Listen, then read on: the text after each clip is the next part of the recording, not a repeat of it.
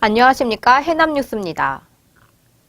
해남을 비롯해 전국에서 우선지급금 환수 철회를 외치고 있지만 정부가 이를 무시하고 우선지급금 환수 절차를 밟고 있습니다. 농민들은 정책 실패 탓이라며 강하게 반발하고 있습니다. 육형주 기자입니다. 정부는 쌀값 우선지급금 환수 납부고지서를 이달 내에 농가로 보낼 예정입니다. 농가가 자발적으로 내게 하거나 또는 지급받을 변동직불금에서 환수 금액을 공제하도록 하고 지역농협 직원의 현장 방문을 통해 환수를 추진한다는 계획입니다. 이 같은 정부의 환수 강행에 대해 해남군 농민회는 지난 23일 해남국민광장에서 본격적인 환수 거부 투쟁에 나설 것을 선포했습니다. 대통령 후보 시절에 실제 농민들에게 21만 원을 약속까지도 했었어요. 그런데 그런 약속들을 오히려 지키지 않으면서 모든 책임을 농민으로 돌리는 건 진짜 말이 아니다 이런 생각이 들고, 농민회는 앞으로 마을별로 납부고지서 회수와 납부 거부 투쟁에 나서고 농업 말살 정책을 일삼은 박근혜 대통령에 대한 3월 초 탄핵 인용에 힘을 모으기로 했습니다. 해남방송 육형주입니다. 항소심에서도 징역형을 선고받은 박철환 군수가 자진 사퇴하지 않으면서 군정공백 사태가 계속되고 있습니다. 군정공백으로 군내 사업들에 대한 동력이 떨어지고 중요 결정이 미뤄지면서 지역 발전에 걸림돌이 되고 있다는 평가입니다. 특히 박 군수의 소감으로 벌써 2명의 부군수가 권한대행을 맡고 있고 현 유영걸 부군수도 올해 말 공로연수에 들어갈 예정이어서 3명의 부군수가 군수 권한대행을 맡는 사태까지 우려되고 있습니다. 지난해 전라남도와 제주를 오간 백길 이용자는 154만 명인데요. 그중 해남 우수영항을 이용한 관광객은 5%인 8만여 명에 불과한 것으로 나타났습니다. 그 원인을 노영수 기자가 진단해봤습니다. 전라남도에 따르면 지난해 우수영항을 통한 백길 이용자는 8만 명으로 전남 전체 이용자의 5%에 그쳤고 목포항 이용객의 9분의 1 수준에 머물고 있습니다. 이마저도 절반만 우수영 여객선 임시터미널을 이용하는 관광객이고 나머지는 제주에서 추자도 간 이용객인 것으로 분석되고 있습니다. 이렇게 이용객이 적은 것은 우수영에서 제주로 가는 계속선의 경우 추자도를 거치면서 3시간 정도가 소요되는 등 인근 자치단체에 비해 백길 경쟁력이 떨어지기 때문이라는 주장이 제기되고 있습니다. 또한 연안항 승격이 추진되고 있지만 사업이 더디게 진행되고 있으며 주차시설도 부족하고 화장실도 없는 등 편의시설마저 상대적으로 열악한 실정입니다. 일부 선사들은 우수영항이 활성화되지 못하다 보니 당초 계획보다 운항 횟수를 줄이고 있는 실정입니다.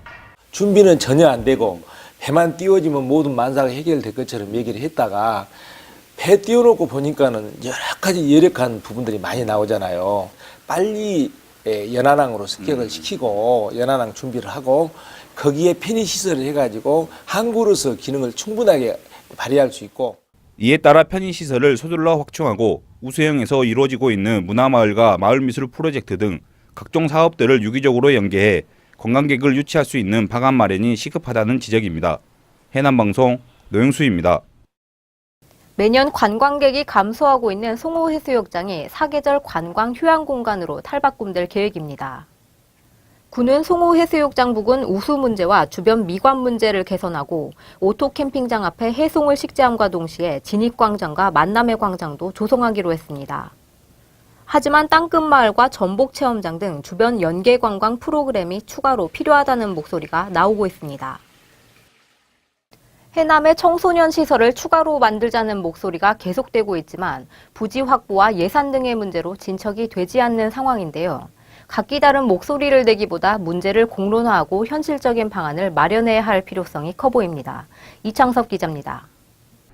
지난 2014년 14억 원을 투입해 2층 규모로 문을 연 황산 청소년 문화의 집. 갈 곳 없고 놀 곳 없는 청소년들이 이곳에 모여 당구와 탁구, 농구와 댄스, 노래와 밴드 연습을 함께하고 체험활동 등 다양한 프로그램이 이루어져 좋은 반응을 얻고 있습니다. 여기에서는 문화 생활을 하는 게 좀 힘든데 밴드부 하면서 문화 생활을 좀 더 많이 할 수 있어서 좋은 것 같아요. 어떻게 해요 그러면? 사는 데서는? 주로 목포를 가거나 아니 뭐 거기 뭐 PC방 이런 데 PC방 먹고? 아예 뭐가 없어요 시설이? 편의점이. 그렇지만 황산고가 폐교되고 황산 지역 학생 수와 인구마저 감소되면서 이용객이 줄고 있고 다른 지역 청소년들을 위한 교통편도 부족해 이용 활성화와 접근성을 고려해 해남읍에 우선 청소년 수련관을 건립하자는 목소리도 나오고 있습니다. 청소년 인구가 가장 많은 여기 해남읍에 필요하다고 생각하고요. 그 다음에 문화의 집보다는 더 규모가 있는 청소년 수련관이 됐으면 한다고 저는 생각을 합니다. 그러나 이에 당사자 간 의견 차이가 존재하고 운영 방안과 예산, 부지 확보도 숙제로 남고 있어 지금이라도 지역사회가 이 문제를 공론화하고 가장 현실적인 방안을 마련해야 한다는 목소리가 커지고 있습니다. 해남방송 이창서입니다. 아파트 사업 부진의 불법 분묘 이장과 관련한 파장이 확산되고 있습니다. 피해자들은 지난 22일부터 1인 시위에 들어갔고 공동변호사를 선임해 대응에 나서기로 하는 한편 군을 상대로 건축 허가 취소를 요구하고 있습니다. 이런 가운데 사업자 측은 실수로 빚어진 일로 모든 책임을 지겠다고 했지만 훼손된 묘 부근에 아파트 사업 부지임을 알리는 입간판을 세우는 등 공사 준비에 나서 빈축을 사고 있습니다. 최근 해남에서 20대 정신지체 장애인이 어머니의 체벌로 인해 숨지는 사건이 발생했는데요. 이 사건을 계기로 장애인의 삶의 질을 높이고 또한 가족의 부담을 지역사회가 함께 나누는 방안이 필요해 보입니다. 사안을 점검해봤습니다. 발달장애인들은 청소년 시기엔 특수학급 등 돌봄 지원을 받을 수 있지만 성인이 된 이후에는 온전히 가족들이 양육을 부담해야 합니다. 해남 장애인복지관은 주간보호센터를 운영하며 17명의 장애인을 돌보고 있지만 공간과 인력의 문제로 더 많은 장애인을 돌보기에는 어려운 상황입니다. 이제 졸업을 하게 되면 사회에 나오게 되는 그 시기에 사회 안전망이 갑자기 이제 사라져 버리는 거죠. 이제 그런 상황이 됐었을 때 대부분의 양육의 부담은 전적으로 가족에게로. 장애인 활동보조인 제도가 운영되고 있으나 장애의 종류와 상관없이 동일한 시급이 지급돼 돌발 행동이 많은 중증 발달 장애인은 보조인을 구하기도 힘듭니다.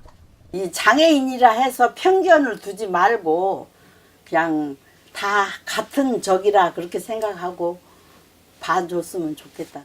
지난달 장애인 가족 삶의 질 향상 내용이 포함된 장애인 관련 법률 개정안이 통과됐고 일부 지자체에서는 장애인 가족지원센터를 운영 중인 만큼 군내 장애인 복지 향상을 위한 더 많은 관심이 필요할 것으로 보입니다.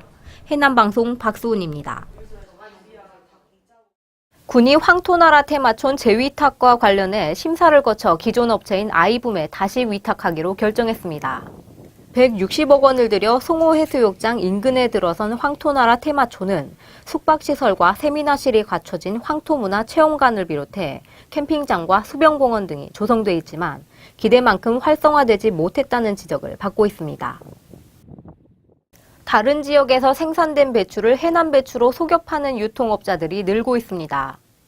국립농산물품질관리원 해남진도 사무소는 올해 15명을 포함해 지난 2010년부터 지금까지 원산지를 속여 해남 배추로 판매한 유통업자 60여 명을 적발했습니다. 이들은 진도와 무안에서 포전 거래로 사들인 배추를 수확하면서 해남 배추로 인쇄된 그물망에 포장하는 방식을 사용해 원산지를 둔갑시킨 것으로 드러났습니다.